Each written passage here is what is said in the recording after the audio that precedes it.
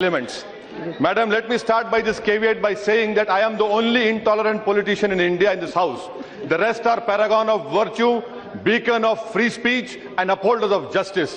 What we have seen over here is that we have two political power centers. One calls Muslims and Dalits as puppies and dogs. The other throws crumbs at us and tells us to wag the tail. My concern over here is that why is it that after 68 years of independence,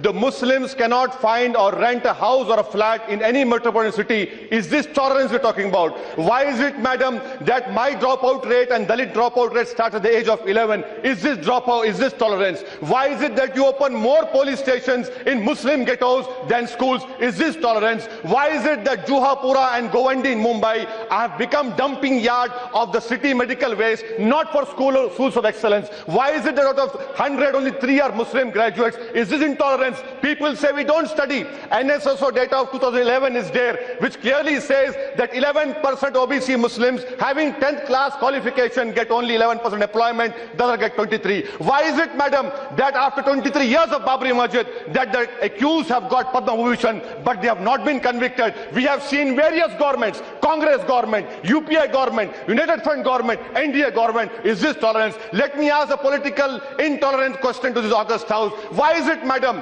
that when I oppose the BJP, I am called an anti-nationalist, I am called a Jinnah in making? When I oppose the secular parties, I am called communal. Why is it that this country is saying that if you be with the secular party, you are secular. If you oppose the BJP, you come anti-national. How is it that these two political parties have appropriated the right of nationalism and secularism? I condemn their right. I continue to be intolerant because that is my democratic right. I want to know, how is it that political intolerance, when in 10 years imprisonment is given in Haryana for cow slaughter, Congress supports it? But I am intolerant. I am a communal. How is it that Tripura governor says on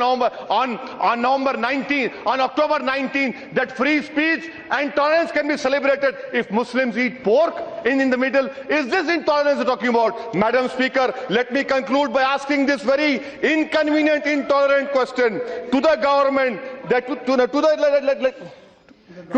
government and to the August represent parties over here. Why is it that this is happening?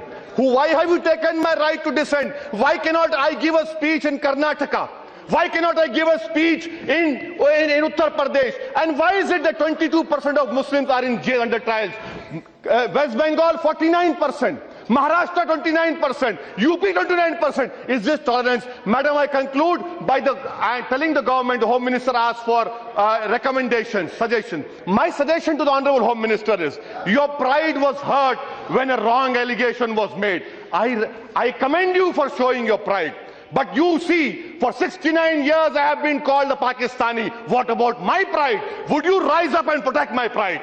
Would you rise up and protect my integrity? My suggestion to the Honorable Home Minister is, amend the NHRC Act.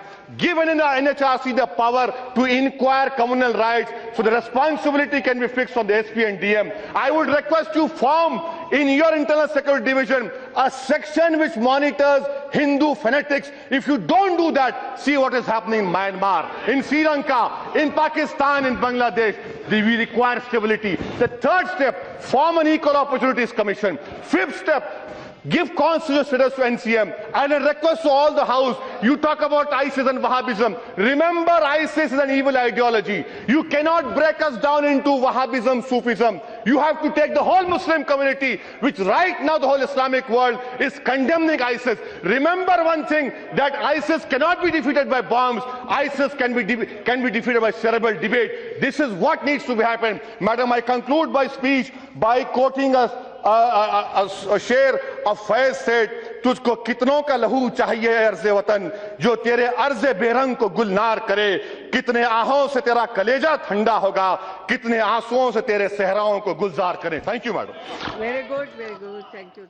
And just because two film actors, which almost I say in Make in India, their whole contribution is very good. So let's not run down Shah Rukh Khan and Amir Khan. They have contributed substantially globally for India.